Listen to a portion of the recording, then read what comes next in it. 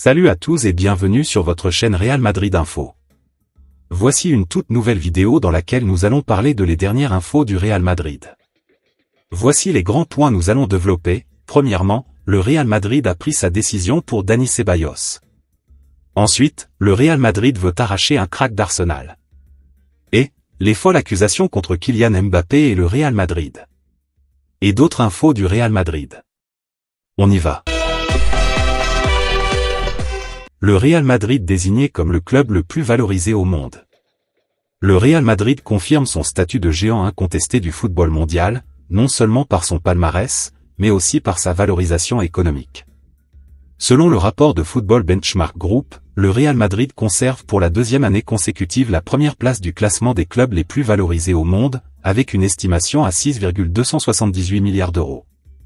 Loin derrière, Manchester City et Manchester United franchissent pour la première fois la barre des 5 milliards, mais restent à plus d'1 milliard d'écart du leader espagnol. Selon Marca, cette domination financière ne se limite pas à la valorisation.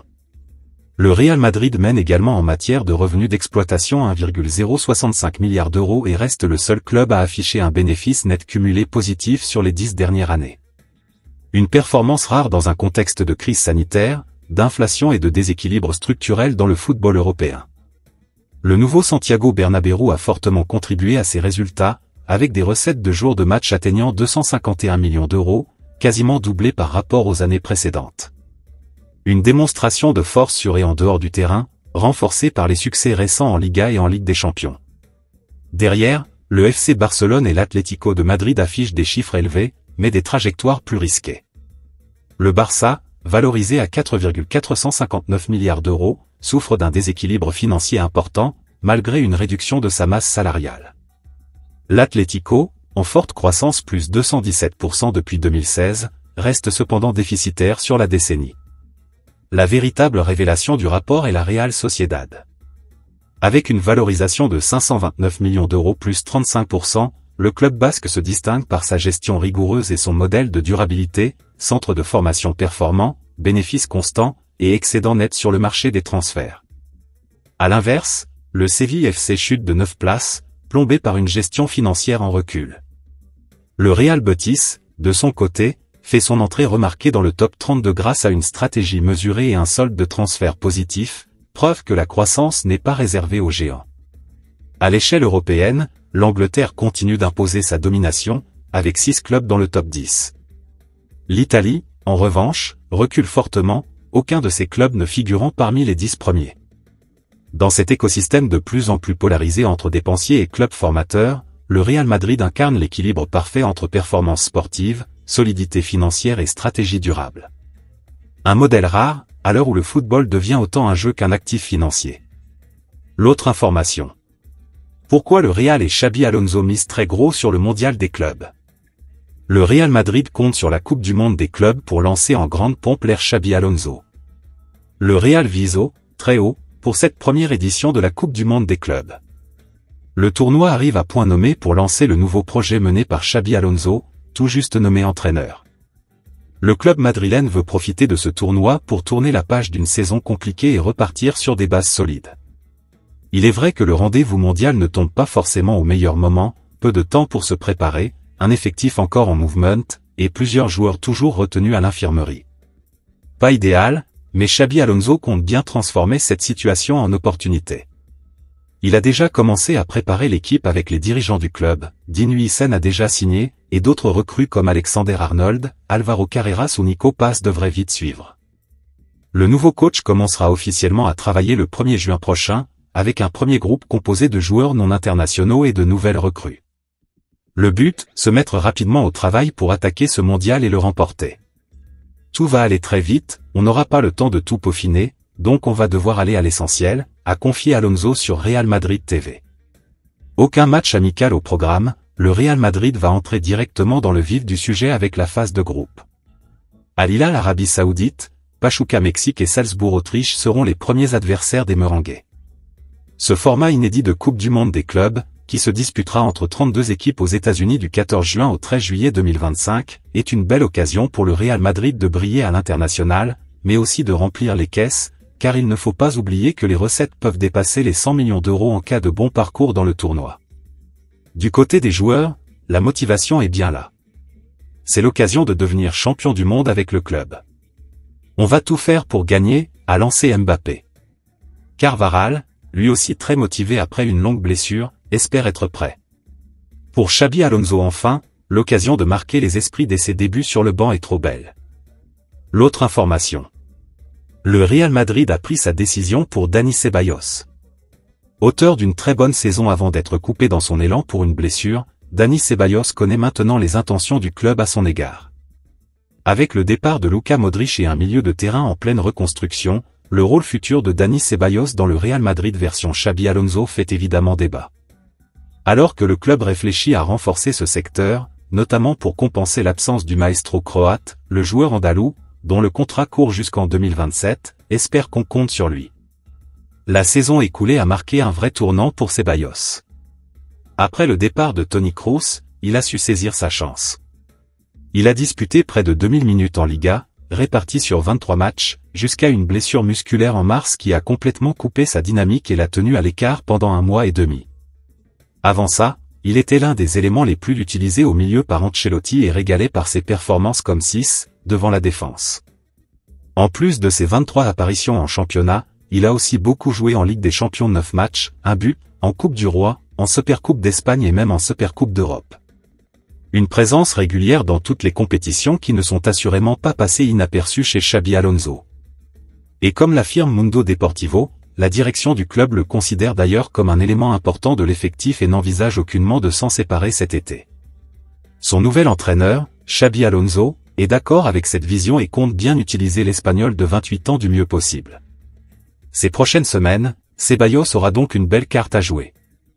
La Coupe du Monde des clubs prévue aux États-Unis sera l'occasion parfaite pour lui de confirmer son importance dans l'équipe, que ce soit dans l'organisation du jeu ou dans un poste plus reculé, comme milieu défensif, en concurrence avec Aurélien Tchouaméni. L'autre information. Le Real Madrid veut arracher un crack d'Arsenal. Miles Lewis Kelly intéresse vivement le Real Madrid. Arsenal peine à prolonger son jeune talent, dont le contrat expire en 2026. Alors que la politique de formation d'Arsenal produit des talents prometteurs, le club londonien pourrait perdre l'un de ses joyaux les plus précieux. Le Real Madrid intensifie son intérêt pour Miles Lewis Kelly, un adolescent surdoué qui a déjà conquis les rangs professionnels. Une situation inquiétante pour les Gunners, alors que les négociations stagnent. À 18 ans, Miles Lewis Kelly s'est imposé comme une figure montante à l'Emirates Stadium. Formé à l'académie d'Arsenal, il a impressionné cette saison par sa maturité tactique, sa maîtrise technique et sa polyvalence. Aligné régulièrement au poste de latéral gauche, il a su s'adapter aux exigences de Mikel Arteta. Son impact est tel qu'il a récemment reçu sa première sélection avec l'équipe d'Angleterre, marquant ainsi une étape cruciale dans sa jeune carrière. Son contrat court jusqu'en 2026, mais l'incertitude règne autour de son avenir immédiat. Selon The Guardian, les pourparlers entre Arsenal et les représentants du joueur sont actuellement au point mort. Cette situation suscite de vives préoccupations au sein de la direction. Le club souhaitait initialement prolonger à long terme les contrats de Lewis Kelly et d'un autre talent du centre, Ethan Nwaneri. Mais les discussions traînent, créant un climat d'instabilité. Lewis Kelly, conscient de l'intérêt croissant qu'il suscite, pourrait envisager de nouvelles options. Le Real Madrid, toujours à l'affût de jeunes prodiges, aurait déjà engagé des contacts. La politique de recrutement de Florentino Pérez s'appuie depuis plusieurs saisons sur l'intégration précoce de jeunes joueurs à fort potentiel. Eduardo Camavinga, Jude Bellingham ou encore Arda Güler illustrent cette stratégie. Dans cette optique, Lewis Kelly coche toutes les cases. Le club espagnol voit en lui un profil complémentaire à ses futurs projets. Son âge, sa progression et son adaptabilité en font une cible prioritaire. D'après les sources proches du dossier, le Real Madrid pourrait formuler une offre particulièrement attractive, aussi bien sportivement que financièrement. L'idée de porter le maillot merengue au Santiago Bernabéu pourrait peser lourd. L'autre information. Les folles accusations contre Kylian Mbappé et le Real Madrid. Kylian Mbappé a terminé sa première saison au Real Madrid avec plusieurs titres individuels. Mais son cas fait parler de l'autre côté des Pyrénées. Le week-end dernier, Kylian Mbappé 26 ans a bouclé sa première saison au Real Madrid. Un premier chapitre où le Français a connu des hauts et des bas mais qu'il a achevé avec un bilan honorable de 42 buts et 4 assists en 55 apparitions toutes compétitions confondues.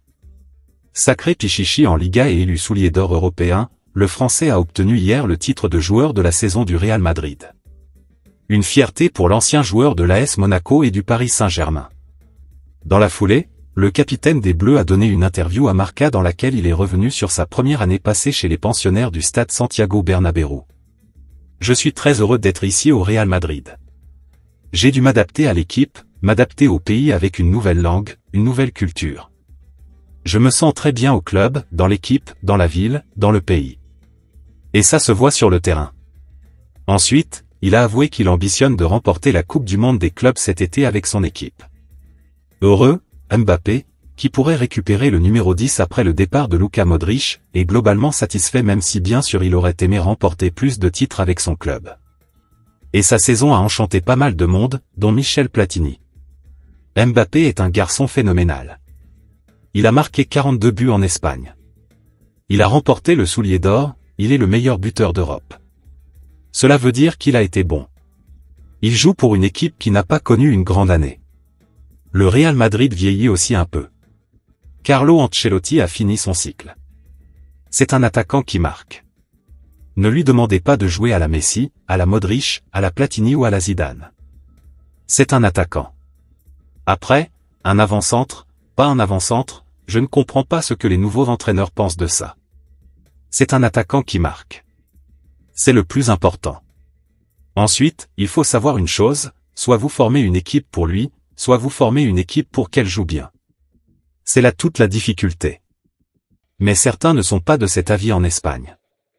Hier soir, sur le plateau de l'émission El Chiringuito, Tony Frexa, ancien dirigeant du FC Barcelone, s'est lâché sur le Français. La saison de Kylian Mbappé est meilleure que celle du Real Madrid, car celle de Madrid a été très mauvaise. Mais la saison de Mbappé n'a pas été aussi bonne que nous l'espérions.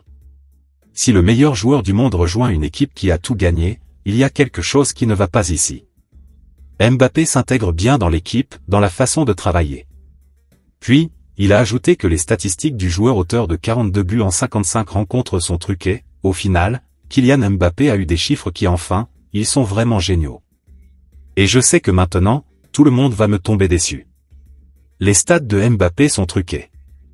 Le Real Madrid a obtenu un nombre spectaculaire de pénaltys, et ce tacle sur Mbappé contre Getafe a été sanctionné d'une suspension de 4 matchs, mais il n'en méritait qu'un seul. Des propos qui risquent de faire parler à Madrid.